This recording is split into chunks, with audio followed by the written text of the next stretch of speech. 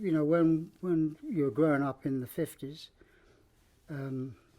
which is hard to sort of understand probably now if you're a kid growing up in this era, but back then, you know, you got a soldier, a toy, you know, and in my instance, I got a toy drum, and I can remember, I mean, I was only 3, I think, but I can remember, you know, my kind of shutter went off when I got this drum. I can remember the instance, you know. I mean, a lot of infant stuff you forget, obviously, over the years, but this, I can remember this incident. And I was given a drum by my uncles, sort of family uncles. They weren't really uncles.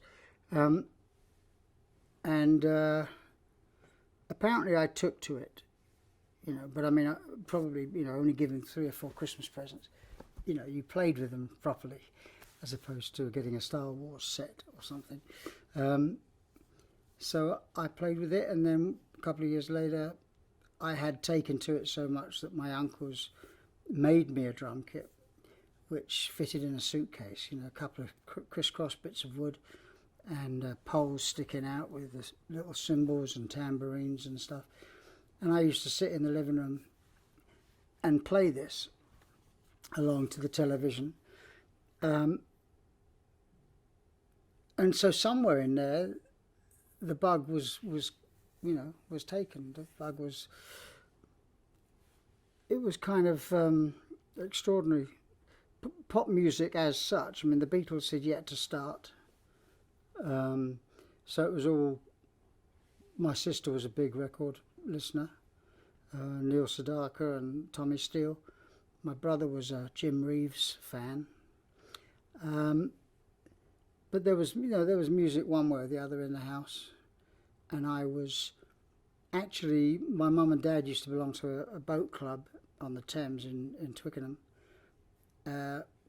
which, you know, all those years later I'm kind of honorary president of. But they used to, they were at the beginning of this yacht club.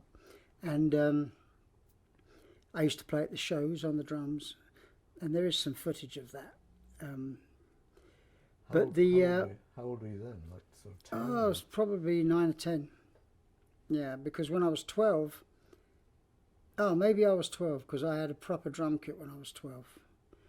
I think I'd taken to it so much that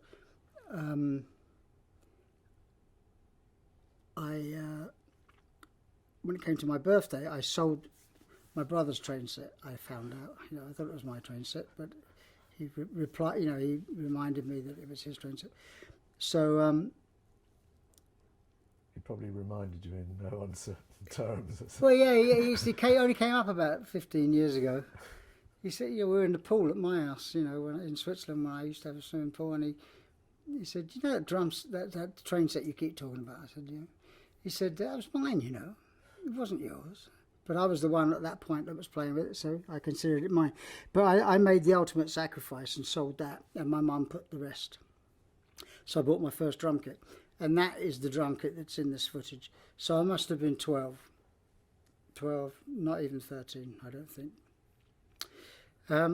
So it's always been there, you know, from the age of 5, seriously, to the age of 12, getting a proper drum kit, and then playing in my school bands, you know, at drama school, which I joined when I was 13, 14. You know, used to play all Motown stuff and Otis Redding stuff. I used to sing a bit from behind the drums. We had a singer as well, backing singers, you know. It was, so it's always been kind of in my life. Did you develop a kind of, consciously develop a drumming style, or did you take the style from the particular genre, like, you know, if it's Motown, you kind of listen to the Motown records and play like that? I tried to play like that, yeah. I mean, I was left-handed, and so straight away that kind of, you know, I remember, I didn't set it up the way other drummers set it up. I set it up what was comfortable for me, which was exactly a mirror image of the right-handed drum kit. And and I just picked it up. I mean, I guess because I listened to all kinds of music. I mean, by 1966, I was 15. I was listening to Buddy Rich and the big bands, you know, and John Coltrane and people, which is kind of advanced for a 15-year-old back then. I mean, now it's maybe not so much of a stretch, but I was definitely listening to all kinds of music. I was a Beatles fan rather than a Stones fan, although I did buy both albums, you know, both the group's albums. And I listened to all the stuff of the pop music of the day, you know, the Kinks and the Yardbirds and the Animals and the Who. So, and I tended to sort of play like, I learned to play listening to records. So if it was a Who record, I would be playing like Keith Moon. And if it was Kinks record, I'd be playing like Mick Avery, you know, or if it was the Hollies, I'd be playing like Bobby Elliott. I kind of worshipped all the drummers in the band, in the different bands. And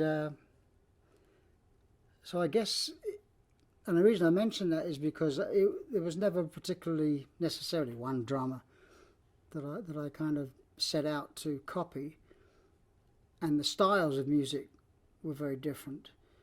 And I think in later life that stood me in good stead because I could actually play in a lot of different styles. And even inside Genesis, for example, if we had a song that was kind of heavy, I'd put on a John Bonham hat. If there was something that was a little out there, a bit crazier, and I was able to, I would put on a Keith Moon hat. You know, if it was a straight ahead song, I'd put on a Ringo hat. You know, and it was still sounding like me, I think, but it was just like that's the approach that I had, kind of a bit of a chameleon, you know. It sounds like you were pretty confident quite early that you could be a professional drummer. That was really all I wanted to do.